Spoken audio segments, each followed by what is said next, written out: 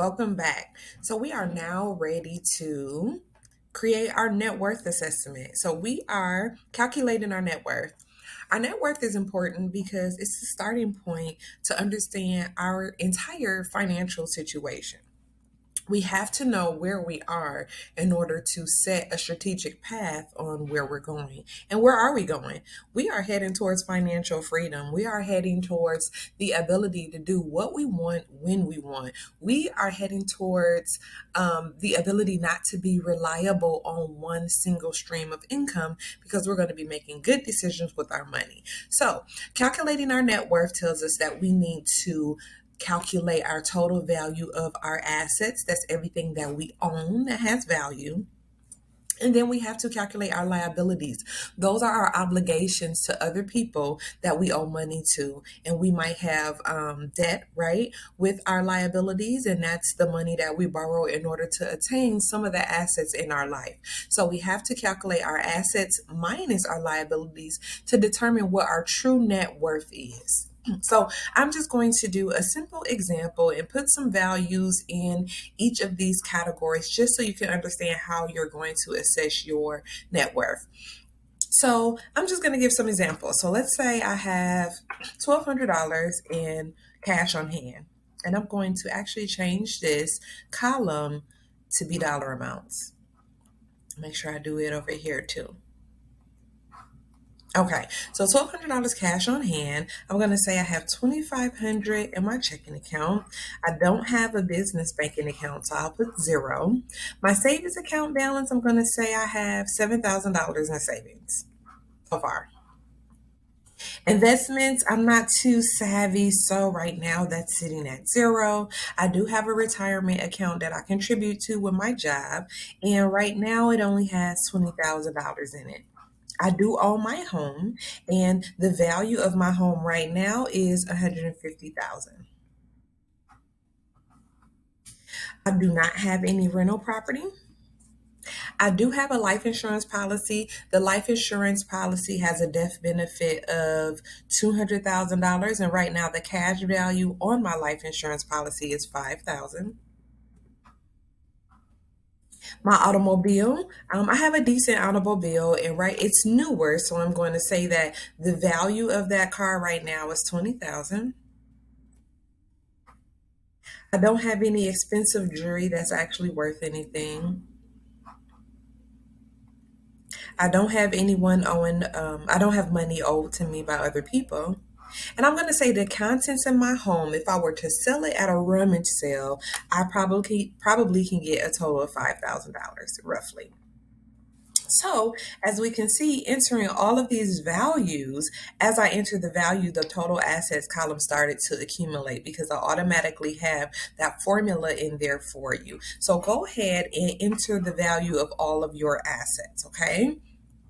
Then we're going to go over to liabilities. And liabilities, again, is everything that we owe. So, first, starting with the mortgage. So, our home is worth $150,000 right now. I checked my loan balance and I'm showing that I still owe the mortgage company $115,000. After that, I don't have any home equity lines of credit, so I did not I did not borrow from the equity in my home, so that would be zero. I don't have a business loan because I don't have a business, so that's zero. I do have student loans though. My student loans total about 75,000. I don't have any personal loans. I don't have any business credit cards or personal credit cards for that matter. I do owe on my car. My loan that I have on my car right now is still sitting at about 23,000. Payday loans, who does that, right? So that's zero. I didn't take any money out of my 401k.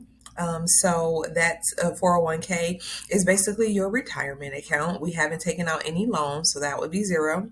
Taxes, I'm pretty much all caught up on my taxes for the year, so I don't owe that. Association fees are for people who own condos. This is an actual house that this in this example the person owns, so they don't have any association fees. Now look at that. So the total assets is 209,000. $500 after we added everything of value up.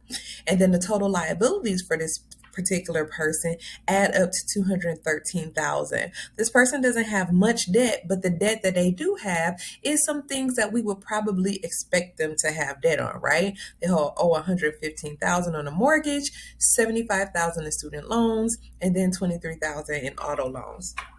So, if this person really wanted to make sure that their net worth was sitting, this is actually a negative number because it's in parentheses. So we're going to change that to red. So this person has a negative 3,500. So right now their net worth is in the hole, meaning that all of the assets that they currently have is owed by something else. So all of this money will have to go to the mortgage, to student loans, and to auto loans. So in order to change our net worth, we first have to pay off the things that we owe.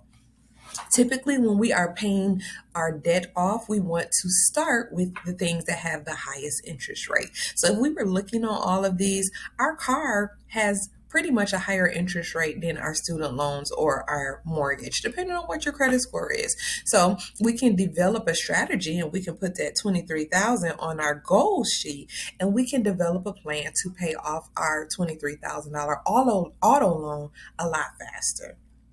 After we go from our auto loan, then we can move to our student loans and we can generate another plan to pay off that student loan balance.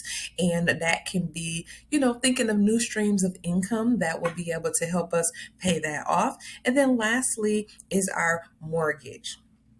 So, as we assess our assets and our liabilities, it tells us our net worth, our starting point of where we are, and some of the things that we need to do to get in a positive net worth so that we can start making some good money decisions and investing in the future. So, now it's time for you to assess your own net worth and see where you're sitting in your own life. See you in the next video.